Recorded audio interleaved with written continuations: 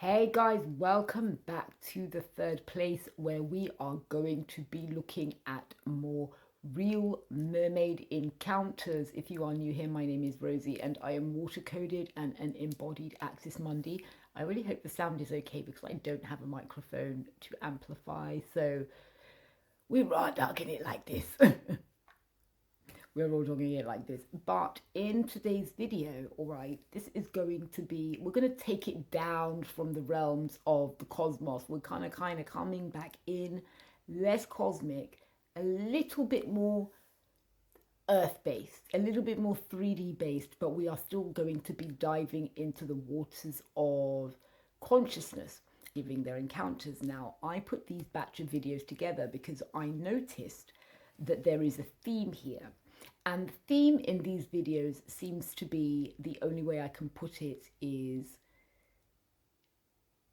I guess it's the evolution of the earth-based aquatic is the only way that I can term this right now.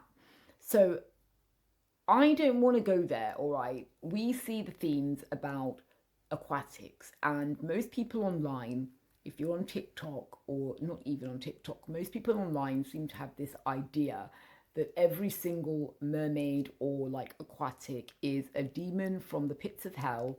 They are part of the marine kingdom, and the basis for this is because of the revelations in the Bible speaking on the fact that the sons or the women of men lay down with the Nephilim, all right, the giants, and they basically had these abominations that were attempted to be wiped out by the flood. So aka God did not want them anymore. He, and I think there is a Bible passage about casting them into the into swine, or into swine, and then they'll go into the water. There is something that so basically every single being that is, I guess, somewhat sentient, whether it's a spiritual or not, in the ocean, according to most people online and most religious people or Christians, are demonic. Now, I don't believe that whatsoever. Like, absolutely not. Like, no. Okay. But I must say that I'm giving, like, I do think there's always there's always legs to these theories. And there is, I don't want to say that I think that there is legs to this whole everything that got cast into the sea is demonic. But I think that there is something to, because I see the Bible as quite symbolic, things going into the ocean, and also things connected to the spiritual realms. This is where I think people sometimes go wrong, and I don't want to go into that in this video, because I think that you have to split these beings and the nature of these beings into several different stratas. Nothing is black and white. I do think like there are spiritual entities that are connected to the water that one could say are the ones that maybe people connect to in various different religions, various different rituals. And you make exchanges, you make deals. There, that exists, and that's the reason why I'm not rubbishing the complete situation, because there's a small thread there. There's a thread that I think is connected, okay, but I don't think it is everything. So for this video, what we're looking at is, depending on which one we are talking about and looking at, that gives it has a different backstory, right?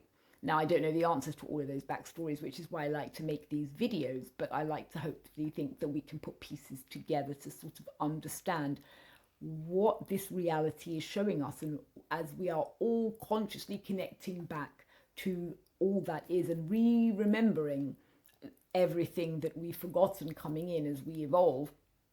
That's my perspective. I want to be putting pieces together. So in this video, we're looking at what I consider whether these beings, wherever these beings are from, I want to look at it where they are now.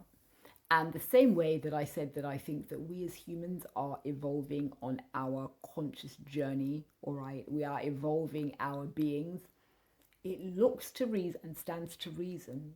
Why shouldn't, if there are flesh and blood beings, whether they are organic or whether they are more fourth dimensional in nature, they must be on an organic, they may be on an evolutionary pathway as well. They may be having to deal with their own shadows, maybe their own evolutionary choices, their own conscious choices. These are sentient beings as well, right? So the videos that I've gathered are videos that are responses to other videos that are kind of giving the idea of they are on an evolutionary pathway too. And just dive in and watch them, and then we can come back at the end. Like that. But anyways, the mermaids is the cause of hurricanes, tornadoes, tsunamis. That comes from mermaids, okay? Let me tell you why it comes from mermaids. Because back then, when my dad says the white people, but you know it could be Europeans, whatever, but the white, I'm just gonna say it like that, please. That's just how my dad says it. But back then, the white people, when they used to sail from country to country, anyways, whenever they sailed from place to place, mermaids were actually very open and very, like, they would literally like fish in the sea. They weren't like some like secret, right? These men would capture them. They saw how beautiful they were. They would capture them, grate them, kill them, and throw them back over the boats.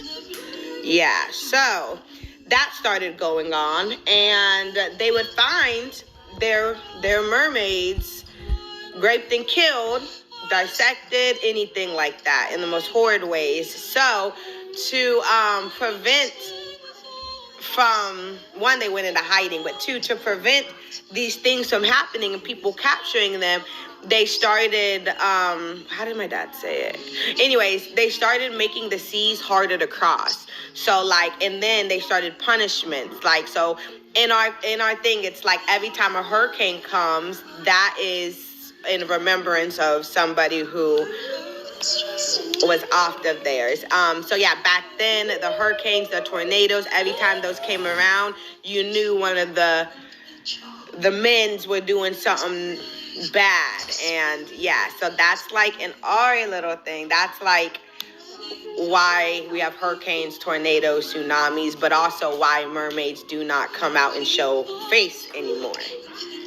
Yeah, I'm not a good storyteller. Right, so that video was by, and I'm looking off to the side now, Oh Hannah Starr. Now, while I definitely don't believe, well, actually, while I don't believe in the whole mythos of what she was saying that her dad said about the reason why that these tsunamis and stuff, what it all means, I'm not going to poo-poo the whole thing, because it has been said that water elementals, beings of water, they can control, I guess, weather. So let's read this. So in Western esoteric and elemental traditions, which heavily overlap with core shamanic concepts, mermaids and sirens are classified as literal water and air elementals. So we've got the undines, the water elementals, all right, nature spirits, mermaid nymphs, and selkies are categorized as undines, the spiritual essence of the water element. But then when we go to the air elementals, because classically Greek sirens were actually half bird and flew through the sky, esoteric lore now often classifies them as sylphs, all right, which are air elementals, spirits of the air, who use the medium of sound, wind and voice to manipulate. And the connection, it says a shaman or sea witch working with these elements is not interacting with a biological fishwoman, but rather attempting to channel the raw sentient energy of the ocean or wind. And then we have the law of inner and outer elements. Many indigenous and shamanic frameworks operate under the law of the microcosm and macrocosm. This is something that I heavily experience in my reality, the macrocosm of the microcosm. You'll hear me talking about this a lot. This isn't just because it's on Google. I have experienced this. So this states that the elements outside of us, weather, geography, are perfectly mirrored inside of us. Emotion, breath, as above, as below, as within, as without, all right? So we've got the air, wind representing mind, breath, and communication. water represents blood fluid and deep emotion, and then mastering the balancing these things through shamanic initiation, the shaman can gain authority over these things. But I know that's going into shamanism, etc. I experience life as a shaman, I have to say. I don't talk about it often, but I will start to do it more. So I think how this ties in is incredibly interesting. Not to mention, I personally believe when you're looking at some of these things in other videos, actually I will do it, that there is a lot of kinetic energy that water currents give. And I do believe that these water currents and the energy that is produced by water is actually used to create things like portals and different effects within the water. So I do believe that there is the essence of this, that there is something going on there where, yes, and you hear it in stories, but I also do believe there is something going on with these aquatic beings being able to use or harness the water in the same way that we can harness the water sometimes when we use water turbines and this and this and this, that it can be perhaps being used in order to create an effect that we see as how we see it, all right? There is a video out there of a man in Spain, and he's on the beach and they are hearing water or being singing, or it sounds like women singing, and you can see the water becoming rougher and rougher. And there is something about that I feel that whatever was being filmed is real. I won't be putting it in this video though, because it will be too long, but I definitely will put it in a little standalone video. I'm not saying yes across the board, but I'm not throwing the baby out with the bathwater on the whole Papa story there. But what I wanted to pick up on in that story is that's something that we are going to hear again in the next video, where the theme of these beings being very much more open and being out there way more before, before time, like, back in the day or at certain points in time, is something that we've heard before, even if it's not within the aquatic mythos or arena. Ancient Egypt, people sometimes say, oh, it was just how they depicted them. All right, there are others that are saying, no, these were actual beings, actual hybrid beings that were coming down, interdimensional beings that actively looked like this. Feline hybrid beings, all right, feline humanoids we've got going on there, canine humanoids. There were actual, this is what they looked like. Therefore, this is what they depicted in statues and in pictures. And so there is that sense of, well, they were awash back then showing themselves, whereas they don't do so. They've retreated now. And, there are different theories on that. Are we so in such density? Have we descended into such dense matter in this reality that we're no longer in resonance with beings of a different vibrational frequency? It's not alignment. If there's no resonance, how can you interact? All right, it makes it quite difficult. So maybe individuals are getting contact as opposed to larger communities of people. So this is a theme that I've seen before. So now let's move on to the next video. And this is the TikTok witch, and she did the stitch. A fisherman named Jack emailed me and he told me he's seen a siren in deep waters twice. And I feel like the For You page is definitely doing its thing, because I literally have been summoned with this video. So hi, I'm your local witch, and I have been working with channeling all types of beings, including mermaids and sirens, for the past 10 years. So I want to talk a little bit about the information and channeled messages I received years ago from the mermaids that live off the coast of Massachusetts. So let's dive into it together. I was driving to the Cape. Just typical thing. I don't even remember. I don't know why I was going down there, maybe to the beach, whatever.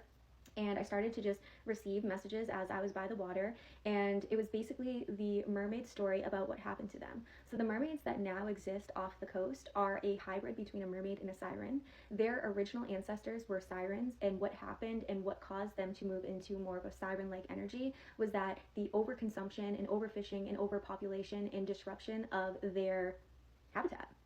So as fishermen started to fish the area more, the mermaids, of course, were all curious beings. They would start to come see what was going on. And of course, the fishermen would see them. They would have experiences with these mermaids, but the mermaids quickly started to get agitated by the destruction that was happening to their home and where they lived. So they took this as a source of violence. Like, these beings are being violent towards us, and in turn, they became violent as well. They started to use their gifts and their magic and their abilities to lure these fishermen, and sometimes not fishermen, just people that they thought were abusing their home in some way. They would lure them to their death.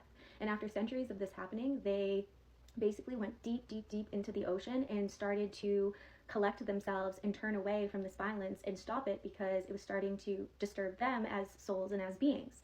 So as they basically went away to find healing, and after generations, more of that mermaid-like qualities and energy started to come out again. And they started to, again, resurface and realize that basically the same is happening, but they no longer were the mermaid that was going to be abused and used. They were now a hybrid being of the mermaid and siren. They found their light and they found their shadow. And this is an integration process that all of us go through, or some make it through, others don't make it through. They just live in their shadow, or they just try to live in their light and they can't find the balance. But this happens with humans as well. We see it all the time. And I do want to state that I think that a lot of fishermen have reverence for the ocean, but I do feel like this imbalance does happen with the way that we just take and take and take, and the way that we're destroying the earth and not caring about the other beings and creatures that live there. So as the mermaids resurface, they obviously see that the world is still the way that it is, but they've integrated within themselves. But because they are hybrid, that doesn't mean that the shadow doesn't exist. It still exists in there. And these beings and these sirens still exist and still are able to tap into that violent energy. And what I think here, what's happening with this man is, one, I think part of him has his own sort of abilities. I mean, we're all psychic in some way, but I feel like there's a connection between that. I also think that this being has a hold over his soul. So my suggestion would be that he find a witch, specifically a sea witch, someone who works with the ocean and works with these types of beings, and starts to clear whatever this and whatever this bind is, to start to remove it, because if he doesn't, he will end up in the ocean with her. And I don't know what goes on beyond that once that happens, but all I know is that this is such an important lesson for all of us, that we must find our own healing, and we must, bring ourselves to our shadow and to our light. We must integrate these different parts of ourselves, because if we don't, we can fall into our shadow, we can fall in our wound, into victimhood, or we can become the abuser ourselves. So it's so important to find this within us, but I really do feel for this man, because they are magical creatures, they do have power, they are beautiful, and they can trance you and put you into this state if you're not careful. And I think what's happening with him is that I think he has some serious soul searching to do. And I believe he's being preyed on, but I also think at the same time that he has his own abilities that he doesn't realize as well, and I think that's what's impacting this. So definitely find yourself a sea witch if you can. I'm sure there's some. I mean, that's up near Salem, so there's definitely some up there, and I think that with time we'll see more of these creatures and more of these beings start to surface in ways, and maybe that may be through channel messages through people, or it may be the physical beings themselves. But I feel like if anything, this is a lesson to be learned, that we must be careful and we must have reverence for the ocean and for the lands, because there are beings out there that are protecting it, whether we see them or not.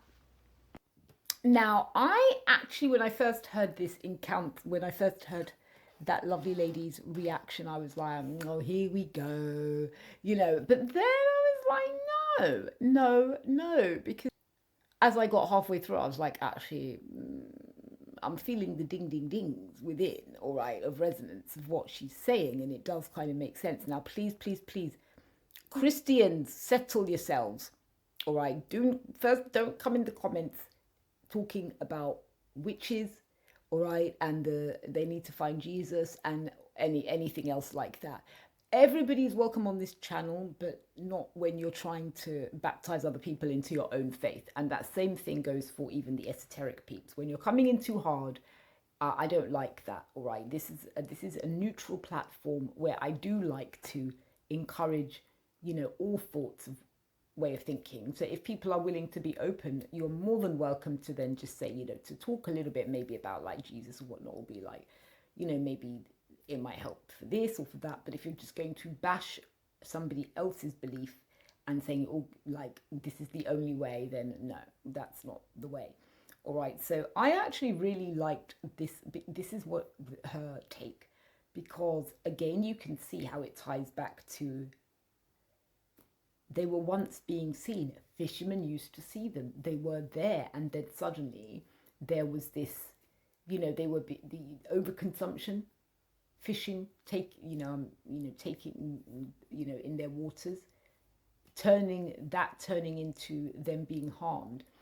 It makes sense, all right, from any perspective, that you would be angered, you would be alarmed, and you may retaliate however that looks.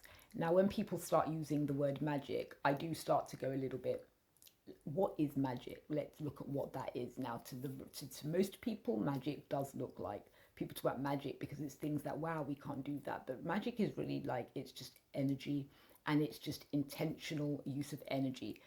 But also it can be being able to do things that we perhaps aren't used to doing.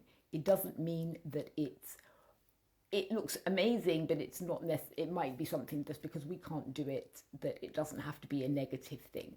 So I think it could be including being glamoured. It could also be including, if you look at one of my other videos where I was explaining how perhaps the mermaids and sirens, these beings, could actually be using our own biology against us when they're trying to lure you in.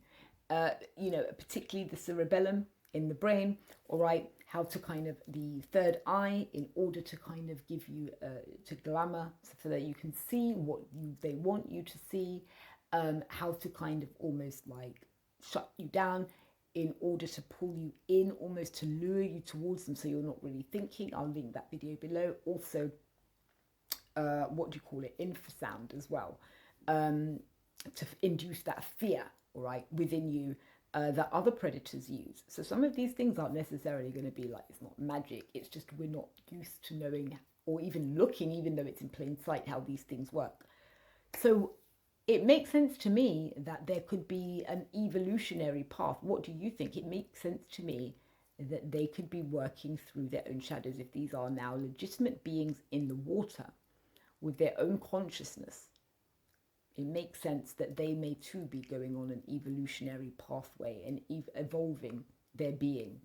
And particularly the reason why I talk about this in the Massachusetts waters, it's very interesting that she spoke about that as well, is because I said in my other videos, Massachusetts waters, what are you hiding? Because there are a lot of beings that are being spotted in that water.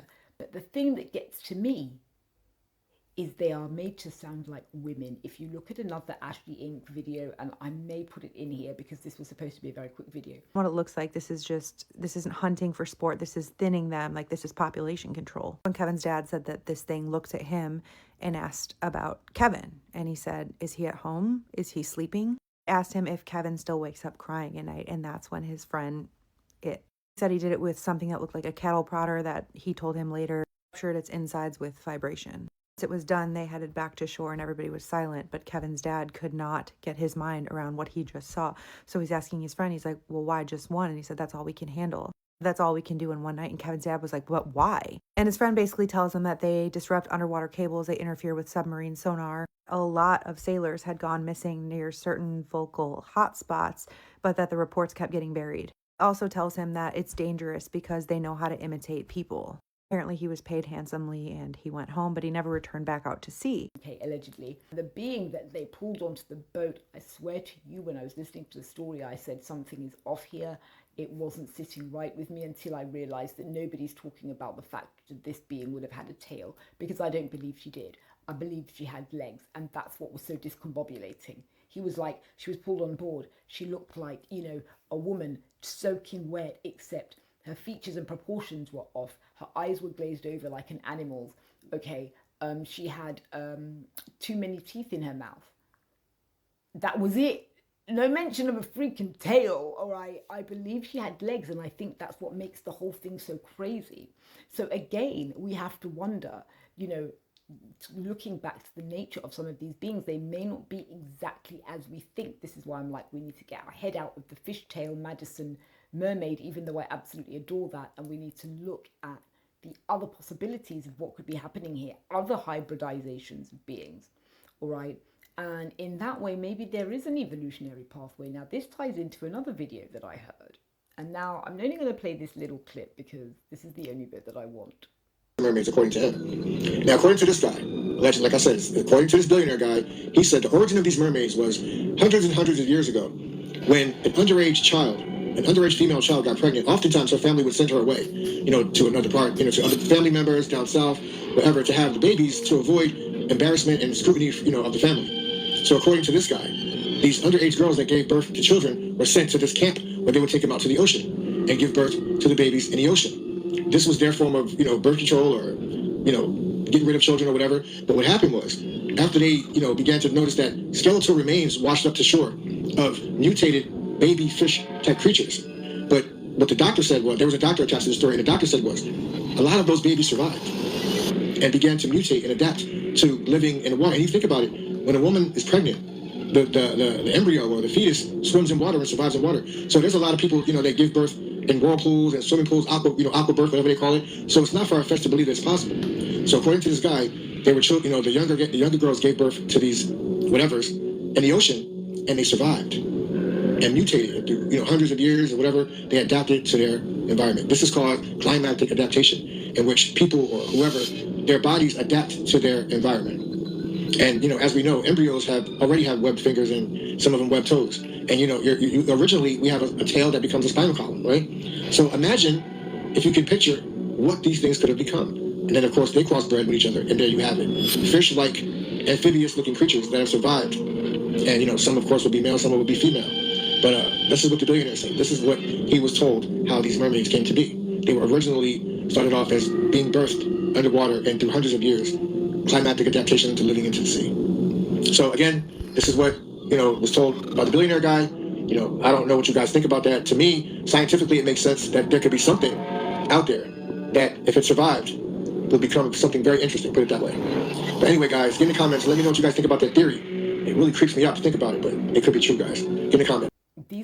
I believe these beings exist, and I think that they are been here more than hundreds and hundreds of years ago, all right? But the story sounds dubious, like completely dubious. Like, I would not put he did say allegedly, I'm giving him his props, it's not him, he's just passing the story on, talking about this and saying how he was told, how a billionaire said how these beings came to be. And I think this is another thread, okay? And I think this is possibly more connected to people that are more thinking, all right, well, maybe people can, if you listen to stories, the slave trade was as despicable, okay? But many slaves were thrown overboard, and many people came to believe that, and I think it was probably in hope. I'm not saying anything more than that, I don't know, but let's just say in hope that they like to believe that the people that went or jumped overboard, they didn't just die, all right? What actually happened is that they actually became one with the ocean, and they adapted, and they turned into mermen and mermaids.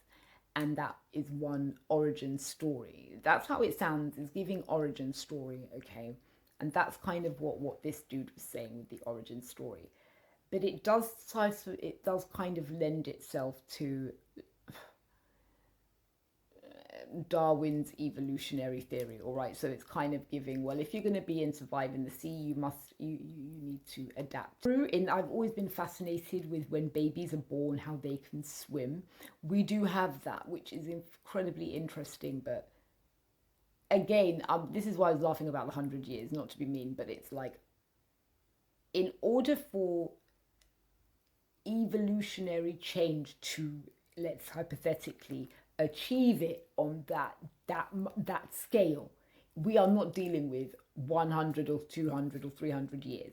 And let's be honest, because he's talking about women that are taken to an island to have babies. This is not something that was happening in even 1500s or something like that. So he's really talking about very recent history, which means 100 years, we are not going to go from baby to half fish, half human. And so that's where I think these stories come in, and they're a bit but I felt it was worth putting in, because there are communities of people that have adapted. For instance, I remember doing a video, and I might get it wrong now, so I'm going to put it in here. There was a tribe in, was it near the Philippines somewhere, and they have larger livers They live on the water. They're this sort of nomad peoples, and they live on the water in their houses and boats, and fish is their main thing.